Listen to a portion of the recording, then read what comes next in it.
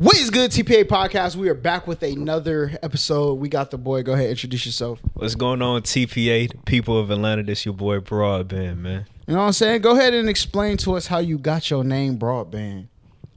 Man, I don't know, to be honest with you. I think I was tossed. I was lifted or something like that, man. But Broadband basically means like, taking over the internet. That's where I got it from. And the Jose part, which I don't really use Jose anymore, but a lot of people still call me Jose, is my granddad's middle name, What made you put Jose in there? Was that just a tribute to your grandfather, or was that like a... Yeah, it was kind of like a tribute to him. And like, I didn't want it to be like Broadband and there just might be another Broadband out there. And, like I just wanted to be specific, like Broadband, Jose. And there was like one or two other people named Broadband, but they don't even matter no more, for real. Yeah. Like, so when you type in Broadband on YouTube, only you come up. Only I come up, bro. If you type it in on IG, only I come up. If you type in Broadband. So a lot of people get their names. Some people get their names from like their neighborhood. You know what I'm saying? Yeah. They come up with like that's where they get it from. Some people, they get their nickname once they decide to be a rapper. Yeah. Or when did you decide to give yourself a nickname, and what were you doing at that time? I was starting off making beats, right? So like I was like, man, I need to come up with a good name for like a producer name. And when I was thinking about like producer names and stuff like that, I was thinking about Pharrell, Timbaland, like good solid one name niggas. You feel me? Like, yeah. So that's how that came about for real. Like, and I just started, for whatever reason, I just thought Broadband, and that shit just rung off to me. Like, it just stuck. And so like, how long did it take you to come up with the name? It was like a 1 day, 1 hour. Did it take like a couple weeks? Did you have a name before that? I actually didn't have a name before that. Like my name, like, all right, so when I was growing up, right, I wanted to be like a rapper. I didn't wrote a couple rhymes and shit like that. Spit us a 16. Nah, I ain't got no 16. But I was writing rhymes or something like that. Like, so I was really trying to like get on my penmanship game. I probably would have been like on some ghostwriter shit, to be honest. But like, it's crazy how life work out. But yeah. So like, I had a couple names like ACZ and The Kid and shit like that. Like like real like. What was ACZ? What was that? This is my name, my government name, like A. Oh, like your initials ACZ. Yeah, A and then C, and then instead of Jeezy, Yeezy, it's CZ. Yeah, so my name was ACZ. ACZ on the track. ACZ. I thought about AC. Shit, now I'm thinking about the names that I thought about before Broadband. Actually, I'm glad you brought up that question too. Yeah, I thought about AC. ACZ, but that's just plain, bro. Like, you know what I'm saying? Like, it's not very distinct to me. Broadband is like, like that name got some like oomph to it, Have you ever had any like explaining your name to people?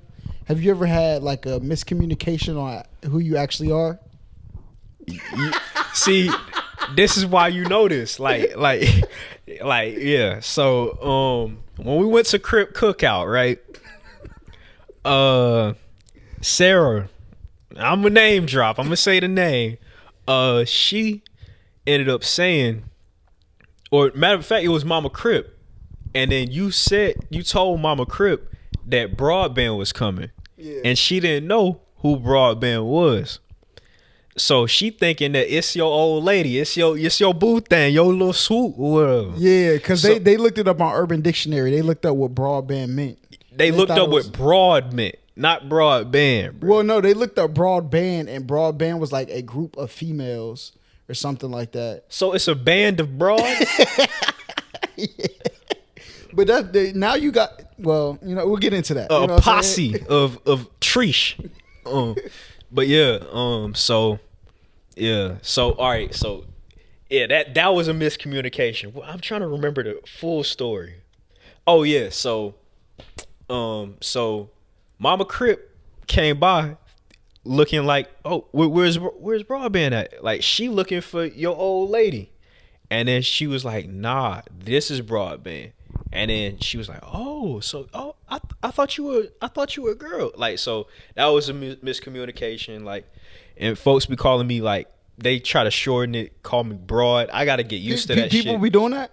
Yeah, they be like, hey, Broad. I'm like, hey, yo. Yeah, that's crazy. Hey, my man. Like, honestly, I'd rather niggas call me Jose or some shit like that. Yeah. I think you should add the Jose back just for like, I think you should introduce yourself as Broadband and you can either call me Broadband or Jose. That's it. Yeah, because niggas shorten it to Broad. I get the Joey daddies. Yeah. See, I would even like BB.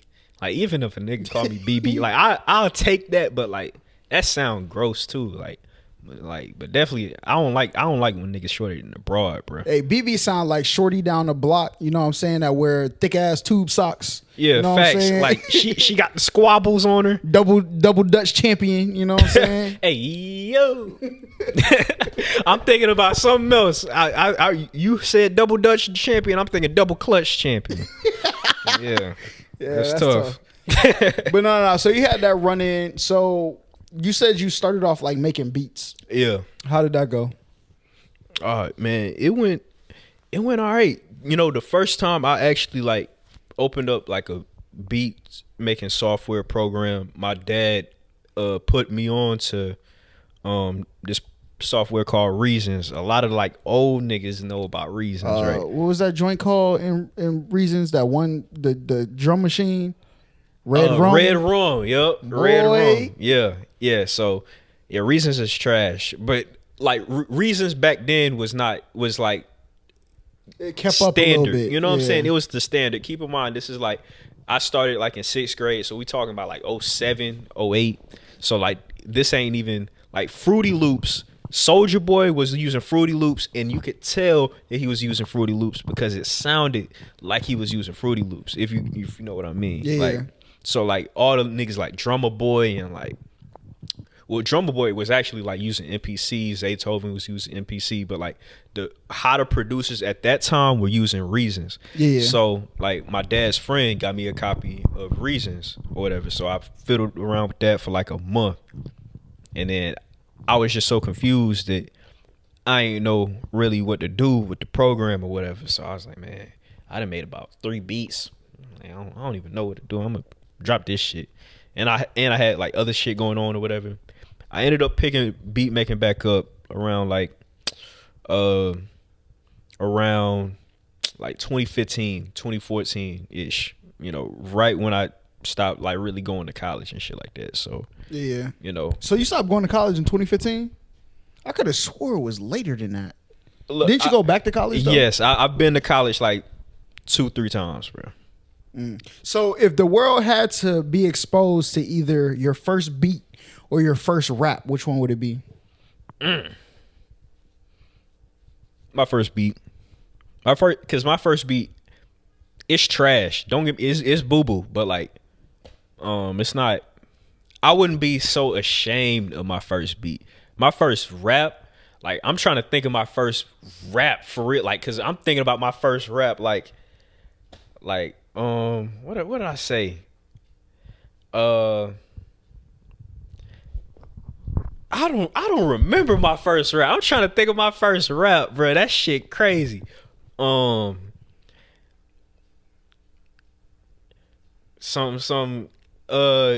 can't demolish this. They flavorless, homie, like a hot dog with no condiments or something like that. I was on my nigga was a punchline rapper. Yeah, bro. I was on some some that type of shit. Like I can't remember it. No, I was like, what did I say? My rhyme's so sick that they blow you to oblivion. Must be Fresh Prince because my wife is named Vivian. That was straight though. Yeah, I remember that one. So I mean, I be going ham. Shawty upgrade from baloney made it to the mainstream. So you know what I'm saying? Like you'll be alright. Yo, we could discuss that too. Like how a lot of niggas got away with crimes. All right, especially 06, 08, Dallas. We looking at y'all. Y'all niggas still had shag haircuts and shit like that too, man. For real. My Dougie, all that shit. The stanky leg. Dallas, you will pay for your crimes one day. All right, so you get into beats, you know what I'm saying? Yeah. When did you first start sharing your beats? Because obviously as a producer, like a rapper, you could just go download a beat from YouTube and become a rapper, right? But as a producer, you got to have people on your beats for it to be heard, right? So how did you go about that? I think it was like 2017 when I was really like showing like outside people like my beats or whatever. So like You said 20 what? 2016 to 2017. Okay. Cause like there was a couple people that I would like either sell beats to like here and there, and then it was a couple people that I would like I would have them rap on my beats, like close friends. They would rap on my beats. My boy Jawan, shout out to my boy Jawan. We got some unreleased shit, you know what I'm saying? But yeah, that's that unreleased shit. But like that was like 2015, 2016. But like other people, like being more comfortable with other people hearing my shit, probably like 2017. And I go to my homeboy. He would have this apartment in Kennesaw State, and I would share my music with them, share my play the beats or whatever. They'd be like, yo, my nigga, like you actually got some talent at this shit for real. Like, and that's when I was like heavy on the sample beats and shit like that. So like I was like, yeah, man. So really it was like 2017, and then I got the opportunity in 2018 to like intern and shit like that. So Has there ever been a time you put like your foot in a beat, right? Somebody buys it, you know what I'm saying, or somebody raps over it, and you're just like, yo, please give me my beat back. Has that ever happened? Oh, hell yeah, bro. Hell yeah, bro. I don't want to name no names, but yeah, I'm not saying name no names. We're not trying to bro, like industry relationships. Like, nigga, there are songs out, right, that I was in the studio while these niggas was making the shit, and I was like, this don't sound good at all. This don't sound good at all. But this nigga done paid me like $200, $300 for this, and I need to eat. So yeah. You know what I'm saying? So it's like, man, like I don't even know. But it's like it comes down to like, yeah, you have integrity for your work, right? But you also appreciating this person for seeing your value enough to like pay you for the beat and then rap over it. You know what I'm saying? Like he fucked with it so much that he like barely like you might have played like 30 seconds to a minute of the shit, and he already like, yeah, let's load that bitch up. Like let's go ahead and load that bitch up. And he loaded it up, recorded that night type shit. So it's a catch-22 type thing. So you said you were like going to your homies in Kennesaw, his like studio and everything. Yeah. But before that, how did you record people on your beats? Or you would just sell beats and let them do what they do with it? I would sell beats. Like I would send emails, like email certain people about beats and shit like that. Like, yo, like, or like one of my homies hit up somebody that rap, be like, yo, can you make a custom beat for him, or can you make a beat like, or like you got beats, like send them the beat. They might rap over it, or they don't rap over it, or like not they saying they don't rap over it, but they pay me through PayPal, whatever, and it's like, okay, bet. Like, so that's how I usually get down with it as far as that was concerned. But as far as like 2017, when I would go to Kennesaw and shit like that, that's how I linked up with this one dude named Jock or whatever. And Jock is a pretty cool nigga, so like we did some music together too, so that was cool. He's an artist, or yeah, he an artist. Okay. He an artist, yeah. So have you ever, when was your first time inside like a big studio? Like a legitimate, like, yo, this is a studio.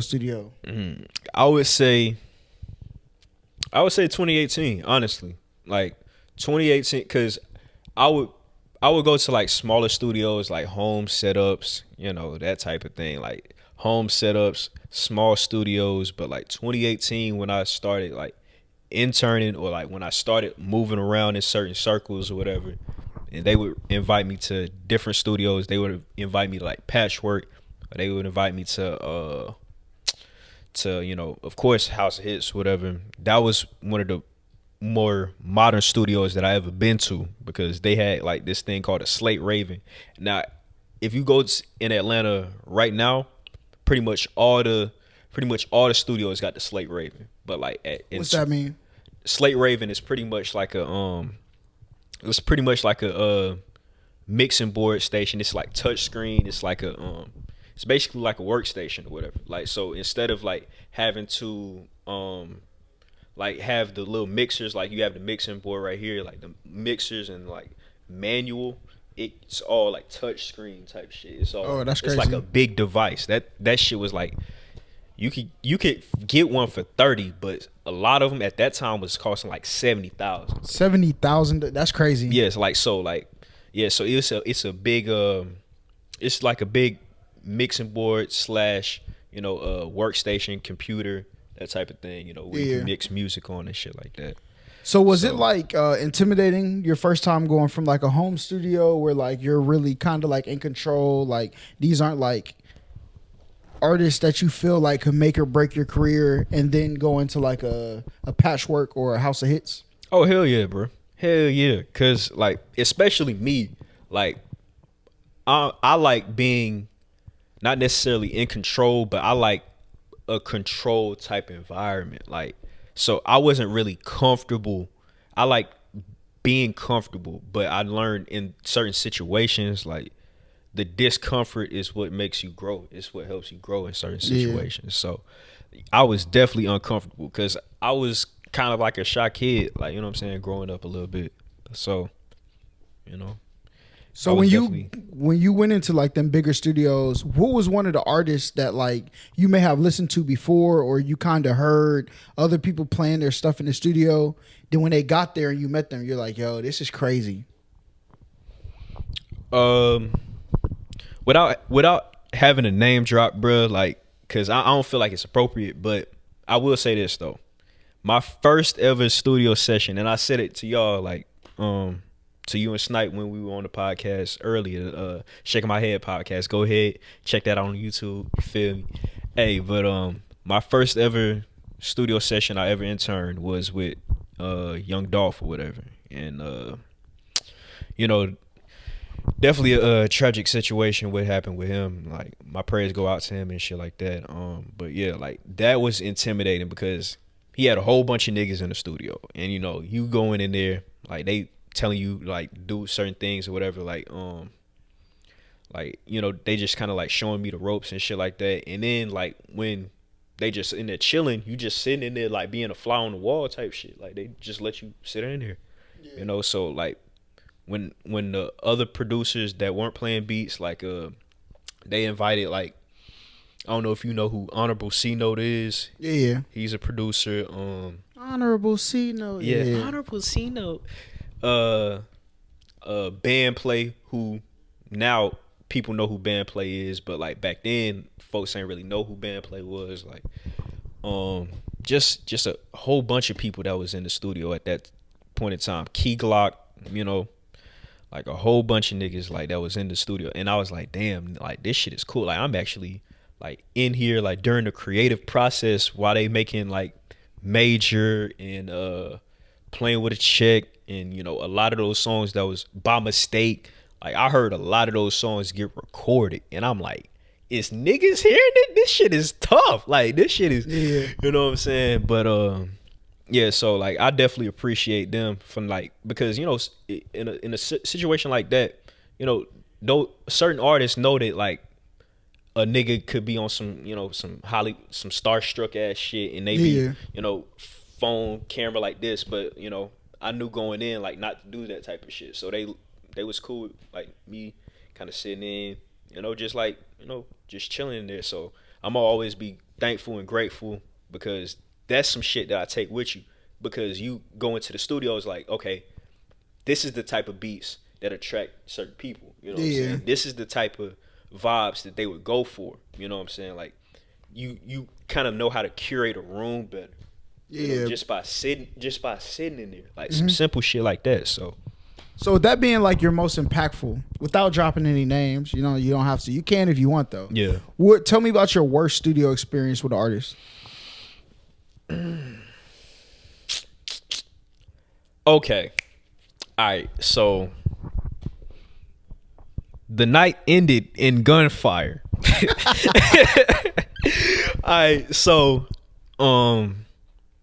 this was a crazy ass night, right? So I'm like, forgive me if I don't like recall everything, or if I recall everything like in bits and pieces. I'm trying to piece it together as I'm thinking about it, because a lot of this shit, like, I'm gonna tell you, like, this is some shit that I haven't thought about, but now that you say it, I gotta think about it. So Yeah. all right, so there was one night where we were in the studio, and these scam niggas from Atlanta, they had basically bought out the studio for like 4 days straight. You know, they was in there catering, like they was getting catering, they was getting, you know what I'm saying, just splurging on other niggas' dimes. You feel me? Like, so one night they invited like hella hoes, they invited like hella people. They just absolutely trashed the studio. One nigga was in the bathroom, butt ass naked, bro.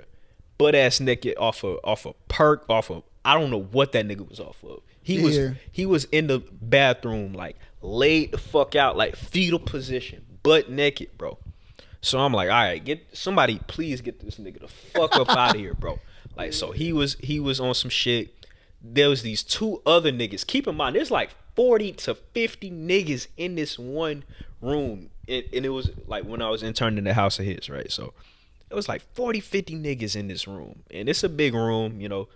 It's a sweet setup. So it's there's a bedroom, there's a pool table, it's a sweet ass setup. But like, you know, niggas was nigging, bro. Niggas was shooting dice. You know what I'm saying? Like, niggas just turned that bitch out, bro.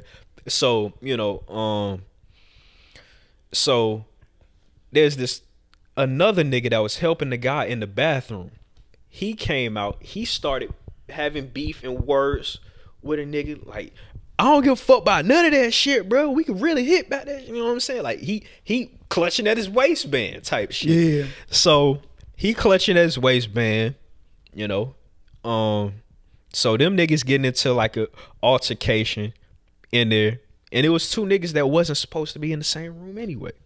So they get into an altercation. I basically say like, yo, like these niggas got to go. Like, niggas got to, you know what I'm saying, they got to move it to the front, or I don't know what they got to do, right?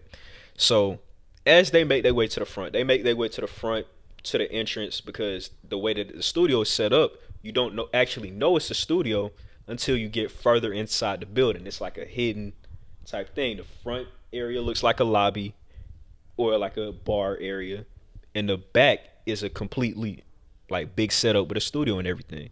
So they are in the lobby area. These niggas get to the lobby. I escort them to the lobby. It wasn't about like, I would say like a minute maybe before like I escort them to the lobby. All right, I'm walking back. As I turn my back, all I hear is "foo," and I'm like, the fuck? Boo, boo, boo, boo, boo, boo. Niggas started dumping. Niggas started shooting outside. You could see on the like little security cameras, niggas was ducking behind the court like this, bro. Like, you know what I'm saying? Niggas was, bro. And a girl ended up getting shot outside. Like, so apparently somebody drove up and there was a drive-by shooting that went down or whatever. So I'm not, like, you know what I'm saying? I know what that sound is. So I run back to the back where the studio area is. These niggas trying to lock me out the door. These niggas is trying to lock me out the studio. I was like, no, fuck that shit, nigga. I know the passcode. So I got in that bitch. I elbow to the door. I was like, nuh-uh, fuck all that. And so like everybody started like kind of, not everybody wasn't panicking because there was some street niggas in there. So the street niggas actually, like, there was like 2 or 3 of them that walked outside. They was like, okay, all right, let's see what's going on outside type shit. So they clutching their waistband. They don't even know what's going on. So it's like, but yeah, like, long story short, man, that was one of the crazy experiences, because I was definitely late that night because they had actually roped off the area, and my car was across the street. So my car was part of the crime scene. So I couldn't even leave at the time that I was supposed to leave. Luckily, my car didn't get shot, but one of the windows got shot at the studio. So that was. Was it in? Well, let's just leave that subject alone. Anyway, look. the people. Yeah, we'll just leave it. We're gonna leave that alone. We're gonna leave that alone. Yeah, please. But so you made beats. You know what I'm saying? You're still in the studio doing your thing. Yeah. But now you are broadbanding the manathin on the YouTube thing. All right? Sirski. How did that happen? Oh man, you know, I have friends in high places. Jesus. Yeah, no, but for real though, like honestly, I wouldn't be on YouTube if it wasn't for Big Holla at Crazy, man, for sure. You know, and I'll tell anybody that to their face. I'll tell them that when he not here, while he here, you know, because it's a fact. You know, I wouldn't, because I wasn't thinking about doing YouTube, man. Like, because I didn't feel like I was good enough on camera, for real. Like, I didn't feel like I fit on camera, for real. I didn't feel like I was, that just wasn't my focus at the time, to be on camera, to be the face. You were like, as an engineer, or a producer, you're kind of like a faceless, you know what I'm saying? Like I like being like in the background. Like I didn't need the spotlight attention and nothing like that. But you kept, suggesting it to me, and you pretty much told me like it would be a great opportunity. Like, you should look into this.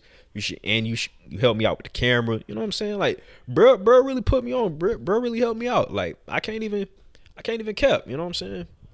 So like, being suggested to do YouTube, right? Mm-hmm. You obviously you're going from behind the scenes to in front of the camera. How did it feel shooting like your first YouTube video? Do you remember the first YouTube video you were in? The first one I was in, it was 2018. It was Kamikaze. I don't remember which one. Maybe it was the Ringer. The Ringer? Yep. All right, so it was the Ringer. All right, so that was the one. And I had appeared on his YouTube video. And he had asked me, like, we were actually, all right, now I remember, we was playing Madden. And you was getting cooked. I was getting cooked? No, you was getting cooked. No, I was getting cooked. I cooked you in 2K though, I remember those nights. Yeah. Okay. Cooking is a bit excessive. I don't remember getting cooked.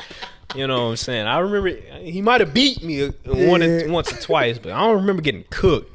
But so we were playing on the sticks, man, and you said you brought up the fact that Kamikaze just came out, and you hopped right on that shit, and you recorded like hella videos, and those videos went crazy for you. They went viral. I don't know what you were at before Kamikaze went out. 5K. You were at 5K. And then after that shit came out, you were at 10 or 15? 23K by Monday. So you grew from 18K in the span of 3 days. Yep. That's crazy. Yeah, but Kamikaze came out Thursday midnight. By the time I left work the next day, I was at 10K. God damn. And I had bet my homie that ended up being in one of the other videos. I bet him. I was like, bro, I'm gonna hit 20K by the time we come back to work Monday. Jesus. I hit 20. I think by the time we left that day, I was at like 13K. Like, I was updating I was hitting like refresh, and it was like 400 subs, refresh, 70 subs, refresh, 65 subs, refresh, 130 subs. I'm like, yo, this is insane. Nah, that's crazy, bro. Yeah, but like, I just remember, like, you thugging it out. You really trying to grow your YouTube and grow your brand, and you asked me to be in one of the videos, and I was like, damn, like, that shit going up. That shit is going crazy right now. So I'm happy I could be a part of that, you know what I'm saying? So yeah, for sure. So going from like being in a feature in a YouTube video to your own YouTube channel, how did that feel? What was the difference between, first of all, let's get this out the way, all right? Nigga, when we used to do videos, bro, I used to be like, hey, you trying to shoot? My man would take like 45 minutes to get ready, bro. I'm sitting in the room chilling, all right? Like, all right, you know what I said? Twitter live my... You know what I'm saying? But nah, going from making or being in a YouTube video to making your own YouTube channel, how did you feel from going from like extra to like the main character of the videos?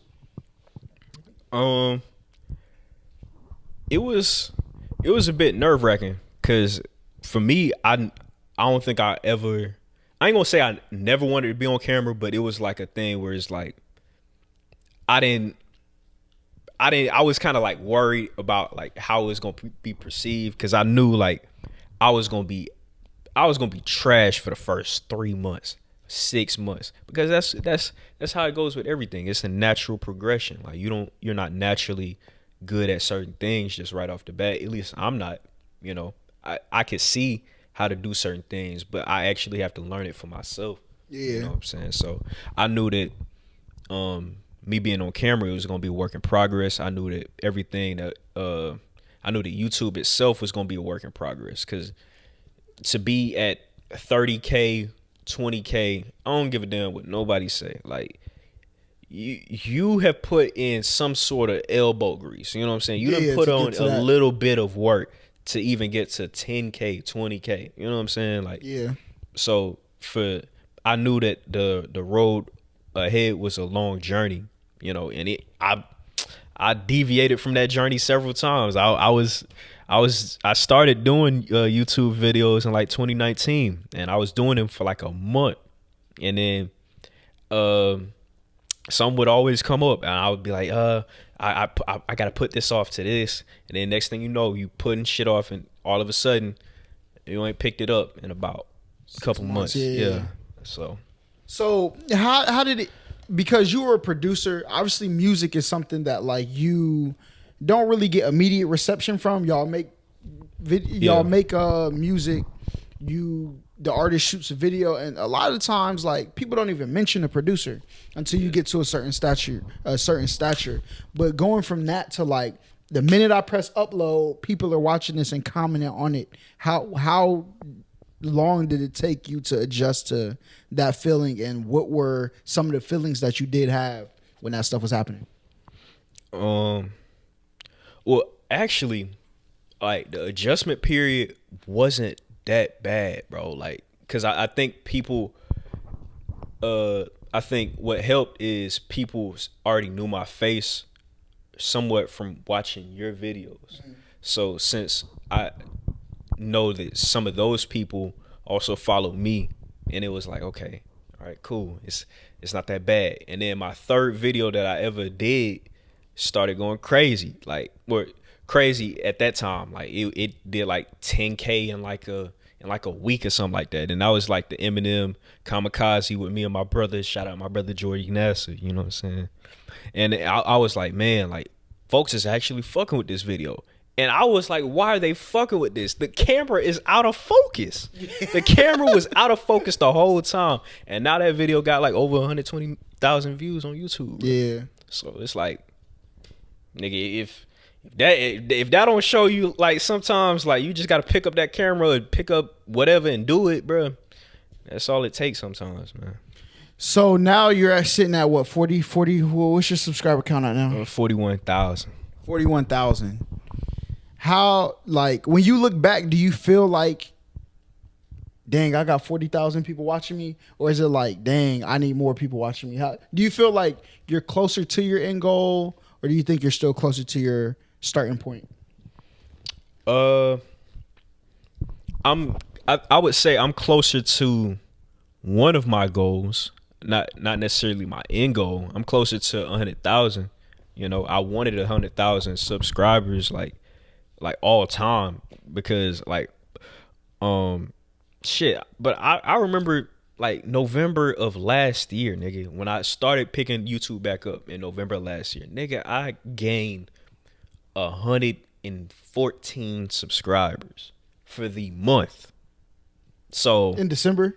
In November. Okay. Yeah. So I was like, I was like, fuck, well, like, shit, if I can get to 5K by the end of the year, or like if I could get to 10,000 by the end, like, so I was like, I was thinking of that mindset, like, all right, 5,000, 10,000, 15,000, and everything was just going to be the next step. Of course, the ultimate goal was 100,000, but I feel like it's not that bad, when you could just focus on the goal that's in front of you type thing. So yeah. So what was your reception from people like in your life seeing you on camera? Because obviously if you grew up like a shy kid, right? And now people are seeing you, you know what I'm saying? What's good, YouTube? It's your boy Broadband. We back with another banger, you feel me? Hey. How did people perceive that were like in your regular life?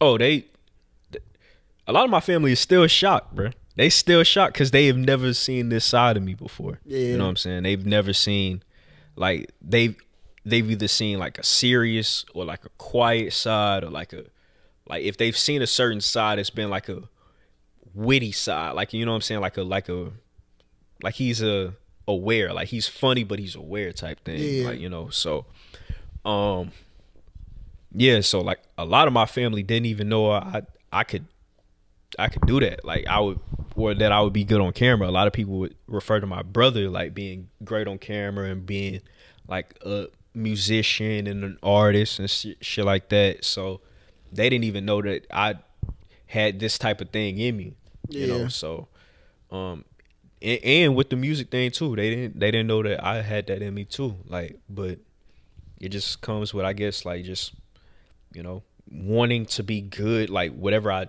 try to put out like a good quality shit that I can be proud of type thing. So yeah. So like as a reactor, what was one of your craziest like, yo, bruh, this is doing this for me moments? What was that?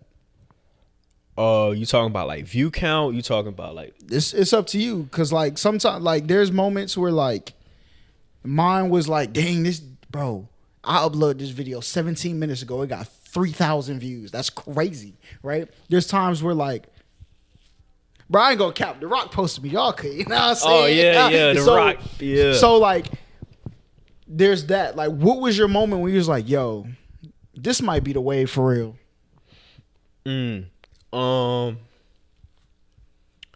Let's see. I'm trying to think of the first one. The first one was, I mean, Eminem went crazy for me like last December when he dropped Music to Be Murdered by Side B. That went crazy for me too. But like the one that went stupid was Easy Millie in the Billy, bro. Yeah. When Easy Mill dropped, cause I found Easy Mill, but like I believe like I was one of the first type people, because keep in mind, like there was several reactors that were not reacting to Easy Mill. Like the biggest reactors at the time were not doing Easy Mill, bro. Like I found Easy Mill. I was watching another reaction, but it was like to another song. I don't remember what song that they were reacting to, but yeah, like I found Easy Mill, and yeah, I found Easy Mill, and that shit took off. Like I think the first hour, it had only gained like 100, maybe 200 views. Yeah. End of the day, it was at 25,000.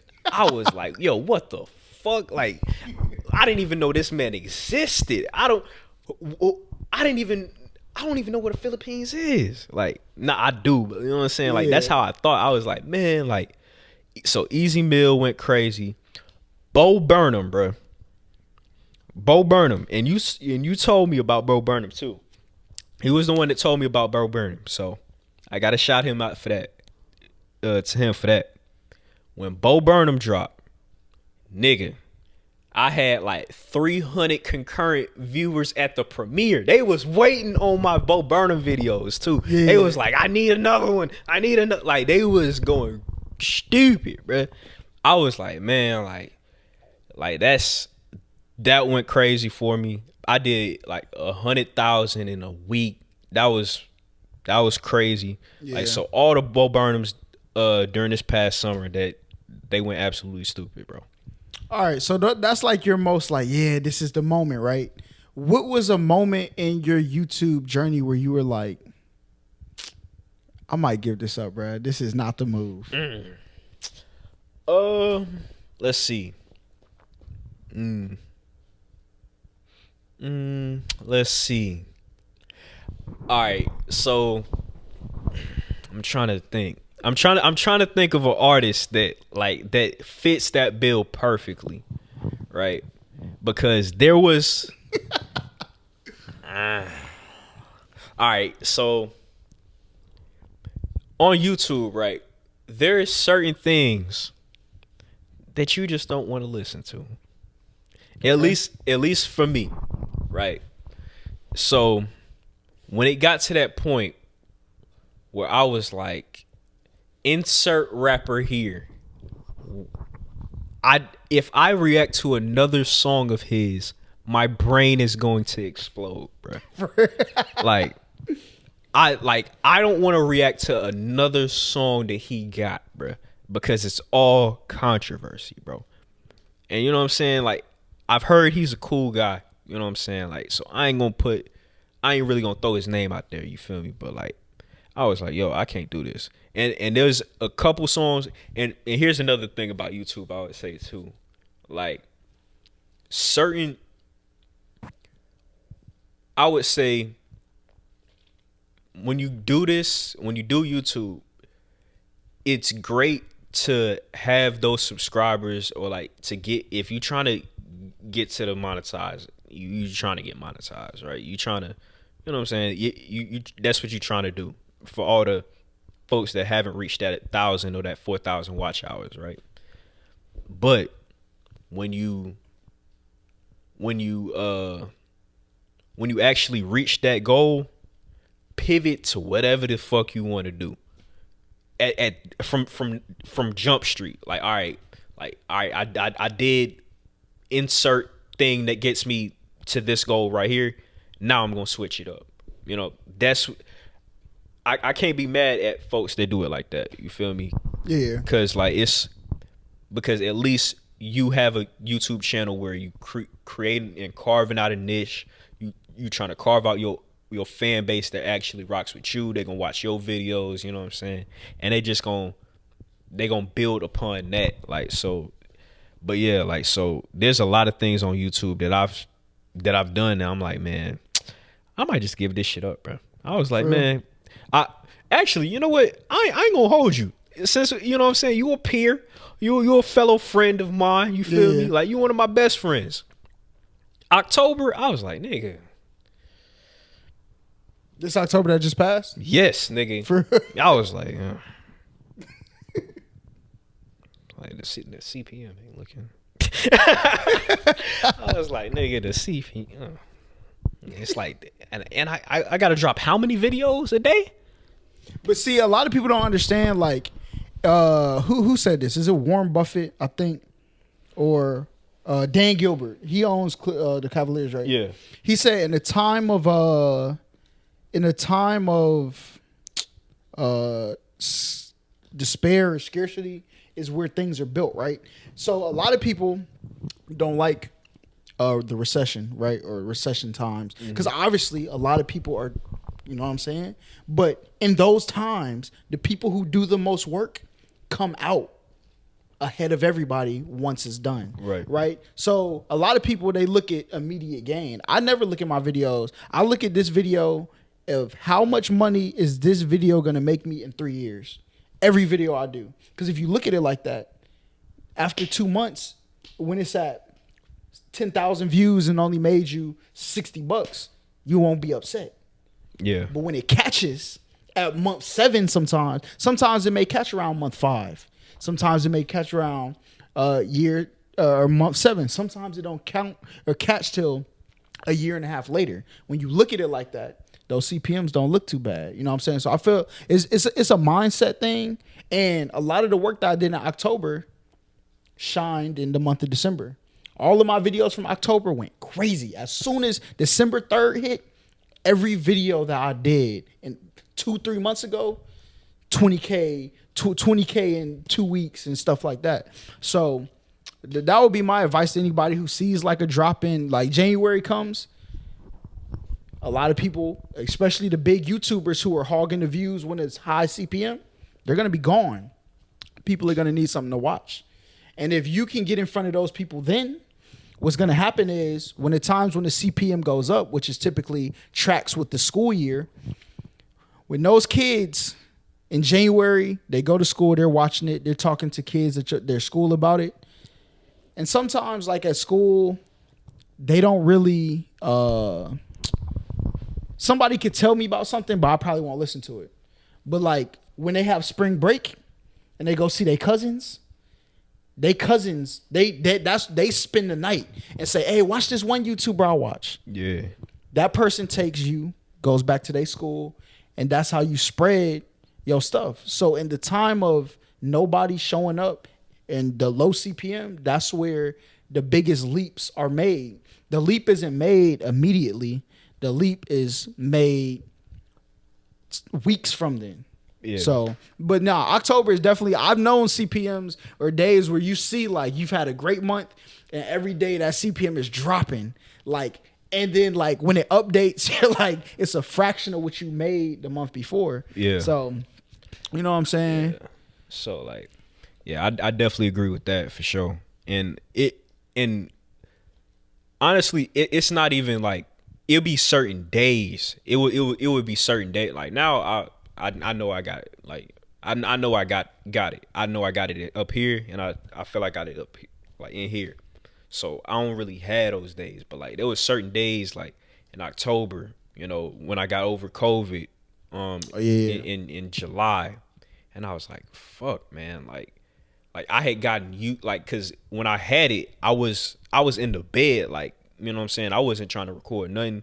I was barely talking. Like I you know what I'm saying? I didn't have the energy to like record or do to stand up most days. Yeah. Like, you know what I'm saying? So like it was just getting back into the swing of things after I, you know, moved, relocated, you know. So like it was just a process of having to get back into the swing of things, having to adjust. And but all in all, like I don't have no problems, man. Like, cause I count this as my year 1 of YouTube. You know what I'm saying? Like this is my first full year of growing, not so much, you know, growing a lot, you know, experimenting with different thumbnails, experimenting with just different YouTube concepts. Cause at this point, I'm a YouTuber. You know what I'm saying? Whether I like it or not, I'm a YouTuber and I love it. So, you know what I'm saying? I've grown to love it now. Yeah. So it's like, you know what I'm saying? Like, I'm a YouTuber, bro. I experiment with the thumbnails. I experiment with different type of content. I'm researching different things. So have you ever put content out there and felt like, yo, I feel like people are kind of like watching my content? Has that ever happened? The Bruno Mars shit, man. Because the Bruno Mars, there's certain things that come out, right? Or like, matter of fact, the very first one that I felt like, yo, niggas is watching me, is a video, and it was when we reacted to Pride is the Devil earlier this year. Okay, yeah. And when that went viral on TikTok, and I was in like hella compilations with like folks like I'm Dante and like just a whole bunch, No Life Shaq. It was on a whole bunch of people's like compilations. And when my folks from like my people from Alabama started sending it to me, like some of my people that I knew from here, they were sending it to me like, yo, like nigga, you viral as hell, bro. Yeah. Like niggas like, oh shit, like they was rooting for me, like you know what I'm saying, like I had, you know what I'm saying, like I was LeBron James or some shit. Yeah. You know what I'm saying, like because like especially at that time too, I was just cooking up at my homeboy crib. Like at that time, I was sleeping on that nigga couch. Like a year from that point, I was sleeping on a nigga couch. And now he's sending me a video like, nigga, this is crazy. I remember when you used to come to the crib, invite 2 hoes and cook up beats. Like, and he was just like, man, that shit crazy, bro. Like, that you know what I'm saying? That you actually doing it. And you said you was gonna move back to Atlanta and you was gonna make shit shake. So shout out to my nigga Rod, bro. For real. But you brought up Bruno Mars. Yeah. Expound on what happened with that. Oh yeah. So what part you talking about the controversy? Oh, you talking about okay, you said yeah, you know what I'm saying? Niggas be fans for real. You know what I'm saying? Niggas be fanatics, you know. Look up the definition of a fan, you know. And the YouTube niggas, bro, they ain't sent one like, bro. They ain't like the video. They ain't dropped no type of comment, bro. But all of a sudden, wait. I know what to do. And they still in the swag. They biting the sauce, bro. And you know, like I said before on the in my YouTube video, man, a lot of people are duplicators and imitators, but they can't be the originator. Can you dig it? You feel me? Like, so a lot of people bit the sauce, they bit the swag, you know. A lot of Z-list movie actors, has-beens and wannabes, they get shit screwed up, bruh. Have niggas with the screw face, you feel me? You know. So I definitely feel like they were definitely watching my content. They was definitely taking bits and pieces of my character. And I feel like if you go down the line, like I'm talking about like folks with like 2,000 subscribers, folks with 150,000 subscribers. I know that them niggas bit my idea because the week before y'all niggas was not dressed like this, bro. I seen the thumbnails. I seen your videos. Y'all niggas was dressed in fucking Pistons jerseys and all different types of ridiculous shit that niggas don't wear, bro. Y'all was, bro, come on, bro. Y'all know that I was the only one wearing real deal silk shirts in my videos. I mean, you do that in real life too, so don't get it. Don't get it fucked up. I do that in real life, bro. I'll go out in this bitch and wear a silk shirt or a velvet polo or some ridiculous shit.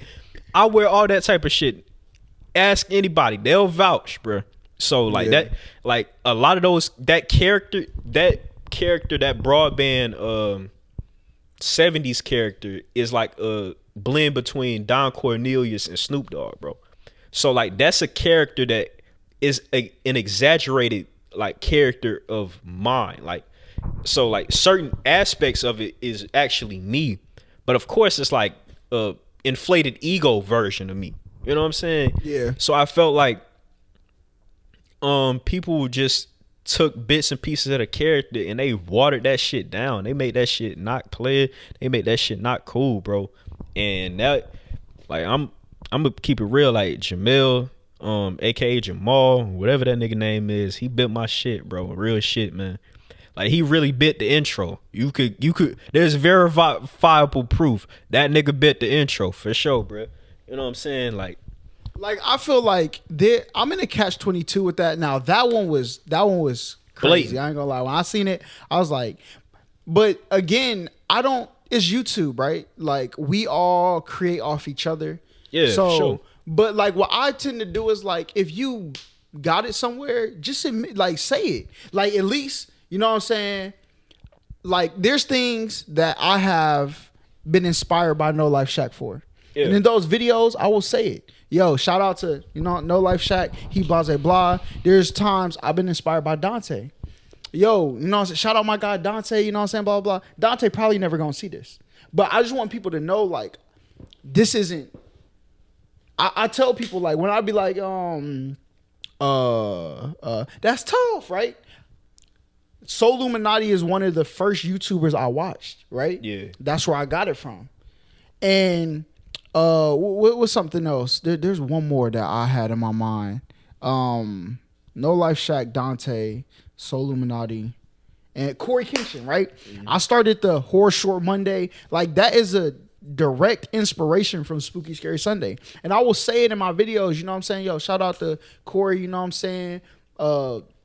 This is where I got inspired to make this type of content, right? Or if I start reacting to somebody else, oh, yo, Broadband told me about this easy meal. That's all it take. I think that's all people really want. And before you like run with something I think some people, they're so disconnected from like that person that I seen isn't a real person. So I just look at, that's nice. Let me run with it. And that's how people end up in unnecessary, you know what I'm saying, situations. But that one was crazy. That was like, and again, it's not like I don't care about these niggas in real life. Like, let's keep it a bean. I don't care about them. Like, I'm sure they great people, you know, great families, all that type of shit, man. But it's not like I wanted something from these. Like, I wanted to collab and do no weird shit like that. Like, it's not like I wanted any of that. I just know that I know where you got that from. You know what I'm saying? When I can blatantly tell where you got it from, and you ain't, you know what I'm saying, you ain't commented on the video, you ain't liked the video, you know what I'm saying? Like, you ain't, hey bro, this is tough. Like, you know, like you just bit the concept. You stealing some of my slang in the video. You literally biting the intro. Like, my nigga, like, you know what I'm saying? Like, I know that YouTube, you know, we all, like, especially in the reaction space, we all doing the same videos. We all, you know, we all taking bits and pieces from each other, right? But in terms of that, that's blatant thievery, bro. That's just blatant. Shout out Holla Squad Radio. Anyway, I have to say one thing, though. Y'all can't be... Yeah, listen, I was about to say some shit. I was about to say some shit. Listen. So, what now? Speaking on that, which game do you think is more shystyer, the music industry or the YouTube industry? Music. By far, or is it close? I go music, bro. I don't. I mean, YouTube could be shysty, but at the end of the day, like, if you got 1,000 watch.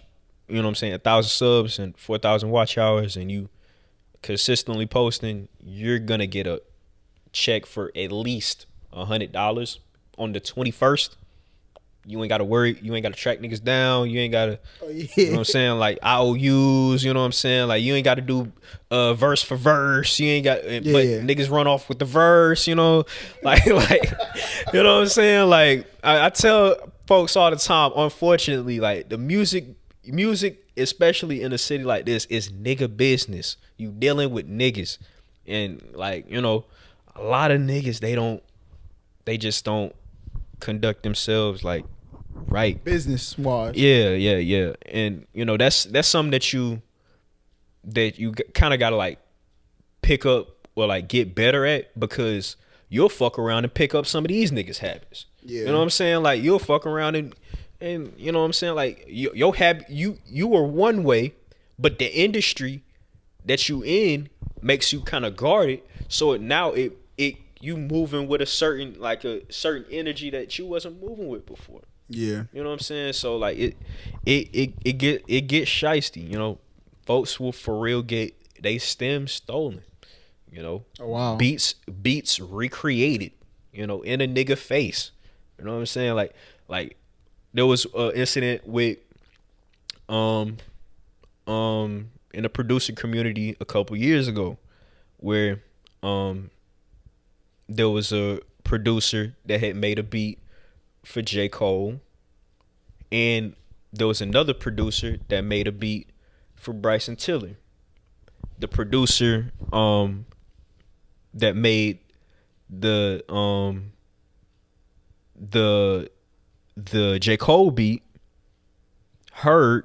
Oh, no, those are two different people make those? Yes. The producer that made the Bryson Tiller beat actually heard the person that made the J. Cole beat. See, I was under the assumption that it was the same beat. So it's not. No. So what about Rihanna and Juicy J beat? Are those two different beats? What you mean? Remember Rihanna had a song and it had the same beat as Juicy J's beat? You talking about Pull It Up, Pull It Up? Yeah. Why should I fall out? Oh, yeah.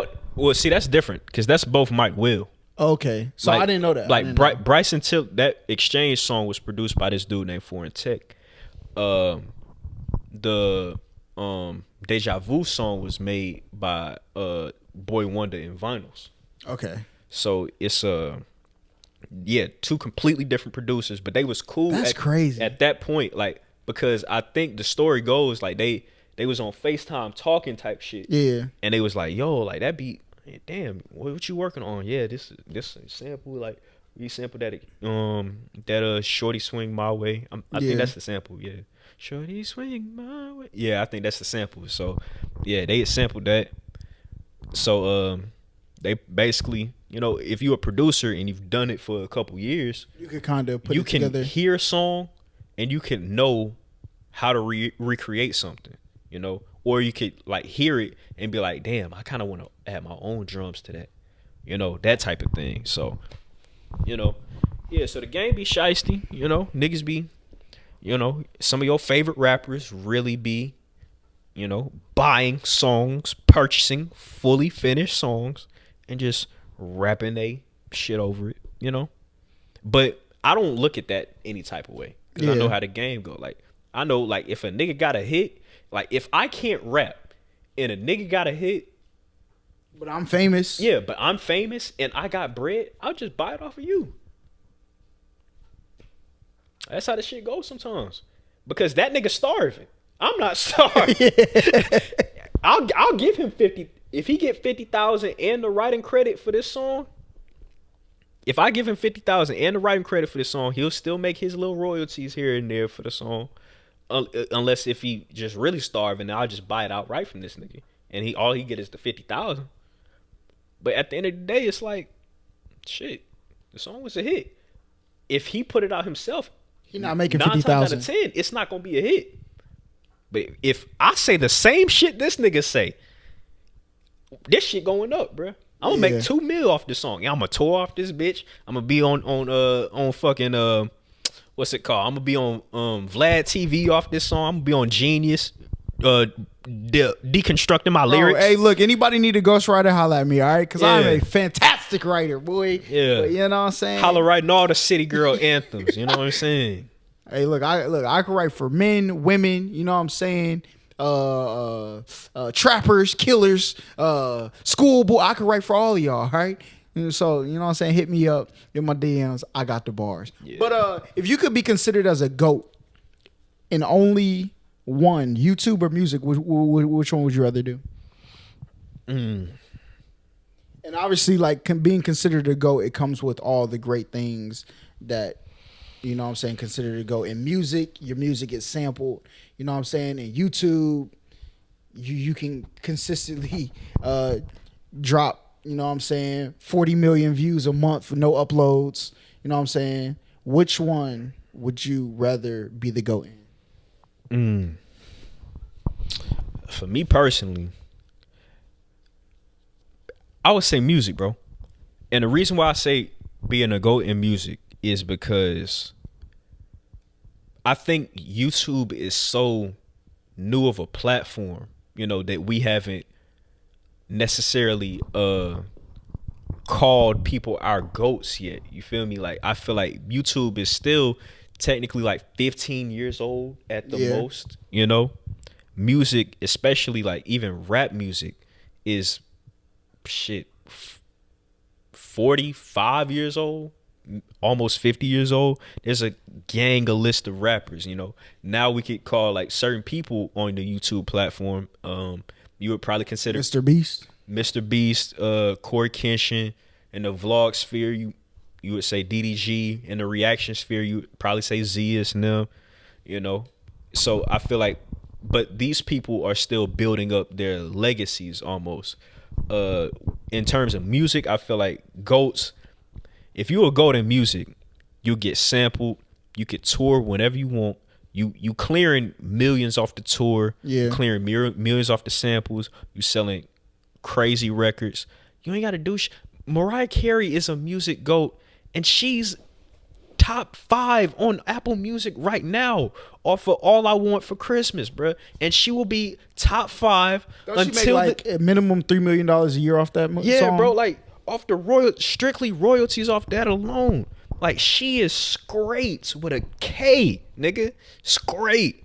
You know, and don't get me started of when she actually passed. They gonna spend if she passed in April, they gonna spend the All I Want for Christmas all the whole fucking month. It's Christmas in May, Christmas in July, nigga. You know what I'm saying? God forbid, but you know how this shit go. Like, they gonna spend all that shit back, all the mic jack, if you would go to music, it's just held in such a high regard, and I just don't feel like YouTube has reached that space yet. Now in 10 years, when YouTube is not 15 years old, it's 25 years old, then we could see like, okay, like damn, like this nigga got, like PewDiePie is a GOAT in YouTube, you know, like, so there's certain KSI is a GOAT in YouTube. So I feel like certain people have enough tenure when they not 10 years deep. I gotta say this, bro. I have to say this, all right? Because we've all went through our emotions with these two, all right? Mm-hmm. But fucking Jake Paul and goddamn Logan Paul are the fucking GOATs, all right? Yeah. Them niggas are okay. Yeah, I agree. Listen. They are amazing, bro. And let me tell you, like, I think from a perspective of a consumer, a lot of people will be like, I don't really like this about them. But when you respect the craft of YouTube, bro, Logan Paul and Jake Paul are God tier creators, okay? I don't want to hear nothing else, all right? My man done, you know, they in here boxing, podcast, crazy. You know what I'm saying? They are KSI. Yeah. Hopping on songs with Lil Wayne, like, bro. And you can go ahead and finish. I got another question to go, but I just had to say that because for sure. After I watched that fight, I've been coming into more appreciation now that, like you said, old boy who's starving, you give him $50K. Now that I have reached a point in life where, like, I don't have to fight to get out of this hole no more. I'm out the hole. I can appreciate what's around me as I keep grinding, right? I think once you get out of that, you can appreciate the other creators to a higher level, right? But so but like, and that's the thing about YouTube too. That's why you would have to call those guys GOATs, because there's what did Drake say? Some niggas been here for a summer, never been here again, bro. Facts. You feel me? Like, so there's a couple, you know, YouTubers that really popped off, got hot. 100,000, 200,000, 300,000, 400,000, plateaued, you know, fell off, you know, hella, you know, the subscriber count don't match the view count. You feel me? Like, folks just ain't interested in their content anymore, so they gotta either rebrand themselves or redo themselves. And let me give out a shout out, bruh. Even though I don't know bruh like that, shout out to Bruh Man. If you notice what Bruh Man has done with his channel as of recent, Bruh Man has completely rebranded himself, bro. For real. If you notice, go to his channel right now. That nigga is doing numbers. That nigga He's doing is like going, reaction videos now, right? Yeah, he is going stupid on them reactions right now. His shit is going up, bro. Like, so like he as a fellow Atlantean, I would like to apologize on behalf of my city for your whip being left on bricks. You know what I'm saying? Yeah, that's unfortunate. Look, it wasn't Atlanta dudes who did that. I promise you, you know what I'm saying? This pandemic done brought a lot of people to the city, you know what I'm saying? Yeah. That gotta eat. All right. So I apologize on behalf of the city of Atlanta. Man, say life ain't bro, easy. That's crazy. When niggas gotta eat, that's when shit get greasy. Facts. Shout out to Luke. Bro, man, going crazy. But who do you think disrespects their pioneers more, music or YouTube? Oh, music.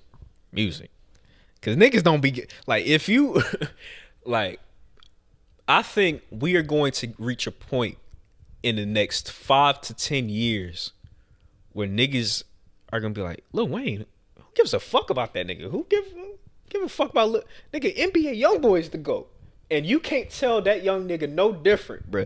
You can't tell him that NBA YoungBoy ain't the GOAT right now. Like, and like, cause niggas, like, each and every generation is gonna have those people that they don't really care like about like that are like in my years of life, right? You never turned on the KRS-One track? Is that what you're about to say? Listen, I have never heard a full Boogie Down Productions album, my nigga. Because I didn't grow up spinning on the cardboard like you old niggas, bruh. Wearing Adidas tracksuits and shit like that. Like, you know what I'm saying? Like, that music don't connect to me like that. Yeah. There's... Now, music is more momentary? I feel like within music, within especially like rap music, right? Or I would say like popular music. You have songs that are for the moment, and in those moments, you have timeless songs within those. You know what I'm saying? So I look at it like this, like, cause I look at music a little bit differently. Like in 2020, Coi Leray released Big Purr. In the same year that Roddy Ricch dropped The Box. The Box, I feel like, is going to age better than Big Purr does. Even like, let's say, in 19, let me think of a song, right? Like, okay, in 1998, Jay-Z dropped a song, which I think is one of his worst songs in his catalog ever to mankind. It's called Sunshine. The song has Foxy Brown and Babyface on it. Now, this is Jay-Z's rendition of him doing shiny suit nigga rap. Like, if you look at the video is crazy. Jay-Z in the video doing this and shit. Like, you know what I'm saying? He got a banana yellow suit on and shit like that. That's not a song. At that time, that song was like, okay, it's doing a little something, like, you know. But that same year, DMX released Get At Me, Dog. You know what I'm saying? That same year, or I would say 97, like in that same time period, Puff Daddy released I'll Be Missing You. You know what I'm saying? Yeah, like, facts. So like there's certain songs that if you pick out perform well alongside but won't last the test of time. That might have come out at the same time, but they don't stand the test of time, you know. Like, cause even 2017, we had Gucci Gang, bro. We can't perform that 5 years from now. Yeah, you know what I'm saying? That's not lasting. J. Cole told my boy, you know what I'm saying? Yeah, so I feel like within rap music, you know, you're always gonna have songs that stand the test of time, or popular music that stand the test of time, that stick. Now, one song that I don't feel like is gonna stick, and shout out to bruh, because I'm a big fan of his music. Way Too Sexy is not sticking, bro. We ain't gonna think about that song 5 years from now. One of the songs that I feel like we are gonna think about 5 years from now. I think the music video will. That's gonna be like a iconic music video for a while. I think so. I think like up until Drake's verse, I think Drake's verse will stand the test of time. I don't think the rest of the song will. Yeah. It's too catchy, bro. Yeah, bro, see, especially like with the high, like I just don't see it like just like sticking like the other shit do, for real. Like, let me tell you why though. Why I think it's gonna stick. As you know what I'm saying? Rest in peace, Virgil. Virgil and Kanye have broken into having, I'm pretty sure there's other people, but I'm not, fashion isn't my thing, so I don't know. Yeah. But from a average person's perspective, Virgil and Kanye have broken into the fashion industry from the hip hop standpoint, right? So as they break in there and we have more people who are influenced by hip hop, like a Drake, that are high fashion, you know what I'm saying, that would say, I'm too sexy for my shirt. I'm too sexy for my shirt isn't for me and you. I'm too sexy for my shirt is for them fashion week in 10 years. When they play the GOAT Drake song, I'm going to get them to play the Too Sexy while I bring out this Louis Vuitton and whatever the next great creator in the black community is. That's why I think it's gonna be big in that aspect, because like what song from hip hop do you think goes well with the fashion industry? Off the top, like I would say like high fashion, Roddy Rich. I would say like, Yeah, that's a good one. Heat, Gunna and Chris Brown, or like Chris Brown and Gunna. I think that one, because like I don't remember that one as much. this drip got you in heat. Is any in heat? I think that one will stick. I think that one will stick more than Way Too Sexy will. I think Way Too Sexy is like the finale song, because it's way more. This drip got you in. That sounds like a mid-show type of song. Yeah. Like when you bring out the bangers and all the people come out to have they last, you know what I'm saying? You throwing on and then every come out, do the bow, the flowers is going. That joint is going, but I think it's gonna be for that, you know what I'm saying? That place. So I think it's gonna stick, but not to the average person. To that, like, back that ass up. That sticks in the club. That like, or I think that stick everywhere, nigga. I think because that stick now, that shit is sticking at weddings, white weddings. You know what I'm saying? You know, like when it reaches a certain demographic. When I say club, I mean places where you would dance. You want to play back that ass up on a boat deck of a Carnival cruise, because that's not that environment. You want to play back that ass up at a fashion show either, like. But for where people dance at, for the 99s and 2000s, is the greatest song you could ever drop. Yeah. You know what I'm saying? Okay. So, yeah. And eventually, like, hope one day, bro, they just brought back I'm a Jerk. You know what's around the corner from that? The next cha-cha slide is going to be dun, dun, dun. That's going to be because they're going to discover that, and they're going to say, oh, this is lit. And you talking about Crank That Soldier Boy is going to be the next cha-cha slide for the kids of the people who are kids now. I guarantee you. That's a bold prediction. I ain't gonna lie. That being a new cha-cha slide would be crazy. Cause nigga, do you know how many steps is in the fucking? I mean, the cha-cha slide is just so simple. Like, you know what I'm saying? Like, all you got to do is, you know, move your. But Soldier Boy, nigga, did you used to hit that hole in the hallway, bro? Super soaked out, yes. Super soaked out. You know what I'm saying? Going crazy. Nah, bro. That's a lot of steps, niggas. But I think that's like crazy, as we though. advance, right? Yeah. Because before it was very hard for people to learn stuff, so you had to make it simple. Now things are becoming more intricate because we have the ability to. So I feel like when people make those songs, there's going to be a space that exists because that's why they make these songs. That's why they're professionals. Drake is a professional because he knows this song here, we don't listen to Controller no more. But there is an area of this world where Controller is back that ass up, all right? And he knows that. No, for sure. Like, nigga, Controller, because see, that's one of those ones that I would argue stick. Because you could play Controller in a nice little, you know what I'm saying, the Caribbean mix. I've heard that several times in the club, bro. Yeah. They play Controller, or they might play like the Burna Boy type shit, and then they'll drop the Controller. My eye just changed. They did the front, and then they'll play like Work, and then they'll go to like another Caribbean song that's a little bit more current, you know, and they'll start playing. Like I've heard it in a mix where they would play Controller,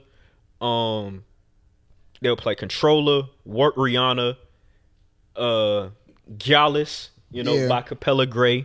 And then they play Back That Ass Up. And then they turn that shit, you know what I'm saying? Then they back into the hip hop mix type thing. So, but like, I could go on and on about music though. Like that shit. Yeah. Like, but yeah. So but I think Way Too Sexy will stick. I think it will. You know what I'm saying? No. We could bet money on it. You know what I'm saying? Look, let's bet. One of the more look, I got I got an idea though. This is one of the most unpopular opinions, and I want to start a series of unpopular opinions. I'll do it at least once a month.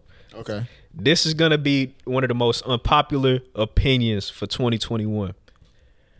There is not an artist that could beat Future in a Verzuz in Atlanta. And let me clarify: if he's at Magic City, the only two people that could beat Future at Magic City, Juicy J, no, is maybe Michael Jackson and Jesus Christ. And Jesus better come with a cool 15 at Magic, or else they nailing them to the cross, bro. They getting them pop out of here. Jesus, you're going for the second time. You shouldn't have returned. They about to cook you. Yo, that is crazy. I'm not gonna lie, bro. Like, I grew up like listening to Future in doses, right? Yeah. But when I went to Future Meek concert, first of all, Future made Meek look like an opener. All right, like now, granted, we watched it in Atlanta, but like you could tell the difference. All right, and that's when I think that performance was when I started to have more appreciation for music, more than just enjoying it for myself. Yeah. Where I could say like, yo, I might not listen to your stuff, but I see the elite artistry in what you do, right? Yeah. So when I went to the Future concert, you know what I'm saying? I seen that with Chances, but I was like a fan of Chance. Yeah. So when I went, of course I'm gonna feel like, but Future was somebody like, I listen to Future, and I'm not gonna lie, Future music is what got me to be an entrepreneur. Listen, I tell you, nobody has played Too Comfortable more than me. All right, I literally would get in my car, bro. Look, I was selling windows, bro. I would get in my car to go to the office to, like, you know what I'm saying, and turn on Too Comfortable, listen to it all the way to work. Then as I'm driving through neighborhoods, knocking on doors, I only played Too Comfortable all day, all day. And a lot of people think Too Comfortable is talking about telling other people don't get too comfortable. He's telling himself don't get too comfortable. Yeah. Like, yeah, so, you know what I'm saying? Future the GOAT. You know, I don't see a lot of people. That song got a double meaning, though. I definitely feel like when he say, bitch, don't get too comfortable. Yeah, like, folks on the, like you said, like, folks hearing the lyrics, they would hear, like, you know, he talking to a bitch. But really, he detailing, like, a story about really what's going on through his life or whatever. Yeah. You know, he in that song, he talking about like his son getting jammed up. He talking about a lot of different things in that song. Like, you know, like the things like, fucking, I'm gonna roll up a blunt. Huh? Like, but after he says, fuck like, me like a star, gotta treat me like a king. Yeah. You know what I'm saying? Yeah. Come on now. You know what I'm saying? But I think it's a good, I don't think the other meaning besides the chorus, I don't think the other meaning exists though. Like, unless people take the word that he says, bitch, don't get too comfortable, and they assume that it's talking about a woman, right? I think it's just like a general, like when Rihanna say, bitch better have my money, right? She's not telling women, she's talking about, listen, wherever I go, my money better be there. So, like, but yeah, so, because I was listening to the lyrics, I was like, because I was put on to the song by a very toxic person, right? A toxic towards women person. So when I first heard it, that's why I understand why you like the song so much, because you assumed it was talking about women. But then once I listened to the song myself, I was like, yeah. So this is what it's actually about. I mean, a lot of Future music has like inner depths, you know. Yeah. They you know, the boomers, the old heads wouldn't necessarily understand within the music, bruh. And that's just all it is. It's like, yeah, like he might mumble, but I don't even feel like Future mumbles. But compared to if you used to listening to, I went to the store and I like, then yeah, you would think that nigga mumbling. Talk to these old heads. Yeah, you know what I'm saying? But like, and they even, they even ran a study on this. Like BT, they had this show called Guess the Lyrics or Guess the Rhymes or whatever. And then like these older rappers would read some of the lyrics of like Offset, Takeoff, like Future, and they would read the lyrics like they were rapping it. They were like, "Damn, this is tough. Who wrote this?" They'd be like, "Offset, get the fuck out of here." Yeah. And they'd be like, "No," but because he's doing it in a more melodic way that you're not used to, then it sound like, oh man, this nigga ain't talking about nothing. Yeah. No, you just don't listen to music. Like, but I think that's the average like consumer of stuff, you know? Yeah. Like I feel like they look at it and they're like, oh, this is. But I feel like people who love the art, they understand it. That's why it sticks with them, right? That's why somebody like me could look at like something about like tech or fashion and be like, you know what I'm saying? Yeah. But it actually be something crazy until you learn how to. But that's why I'm learning to be more appreciative of things that I don't even care about no more. To understand, like, because I've always been like a cultural person. I go into cultures and like, yo, this is dope about your culture. I feel like as I'm getting older, I appreciate it even more. Yeah. So like when I go into people who like partying, I understand. People who like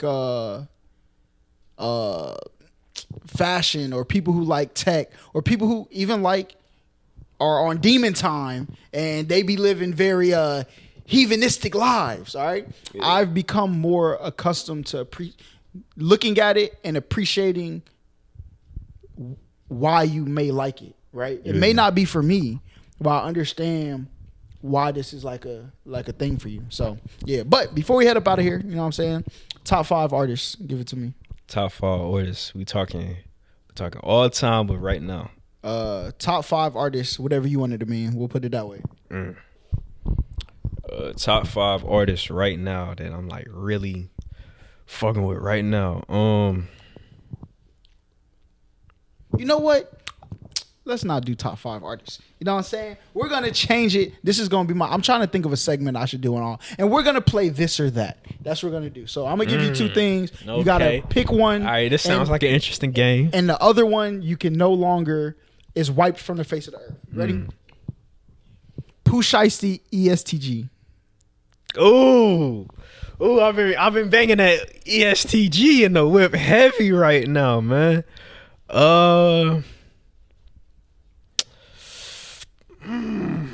This is tough, bro. I still gotta take Pooh, bro. Pooh Shiesty? Yeah, I would have to get ESTG up out of here. And, all right. Yeah. Like LeBron James, Michael Jordan. Well, I grew up with LeBron, so I take LeBron over Jordan. Drake or Kanye? Ooh. Woo. Let me get a pass, right? Ain't no pass. Fuck. I'll start the pass later when I introduce drinks onto the show, but this is tough, bro.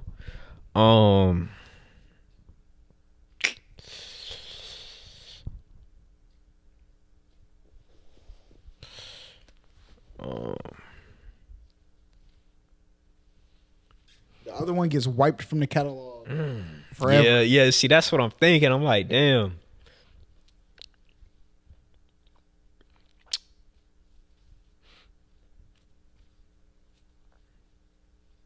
Give me Ye. You going with Ye? Yeah, I'm going with Ye. Blasians or Latinas? You trying to get me caught up by the Dr. Umar Federation, the national advancement of Negro males and shit. Blasians do be bad though. But Blasians also cheat though, so you gotta.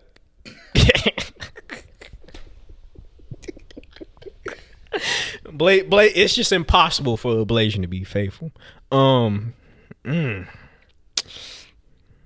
Sweetie is Blasian. Janae Aiko is Blasian.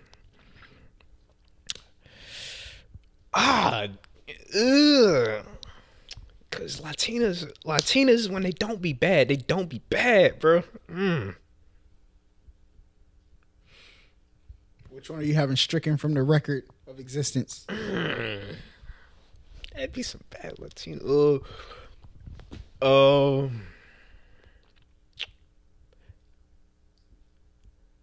Give me the Latinas, man. Y'all look at me, Latinas.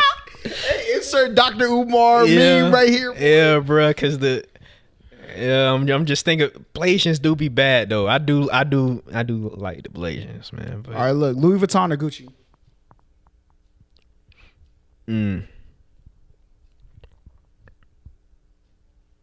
I think I'd rather have a Louis. You said Louis? Yeah, like we can wipe out Gucci. 2010s hip hop or 90s hip hop?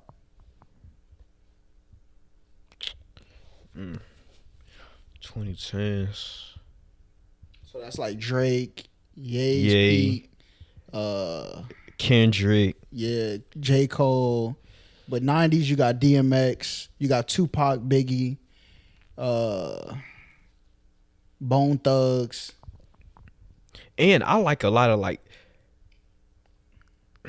There was a lot of fun shit in the 2010s too. Like that's the thing. I'm thinking about all the fun shit. Like, you know what I'm saying? Getting drunk. You know what I'm saying? Like all that shit. Like that's a tough ass question, bro. Cause 90s hip hop is better, but give me 2010s. I like having fun. Ass or titties? Ass, bro. You like clearly? Clearly. Ass or face?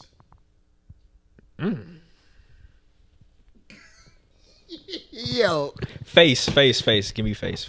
You going face? Yeah. Cause I could live without like hella ass. Like, but if she ain't cute at all, it's just not gonna. Heels or Jordans?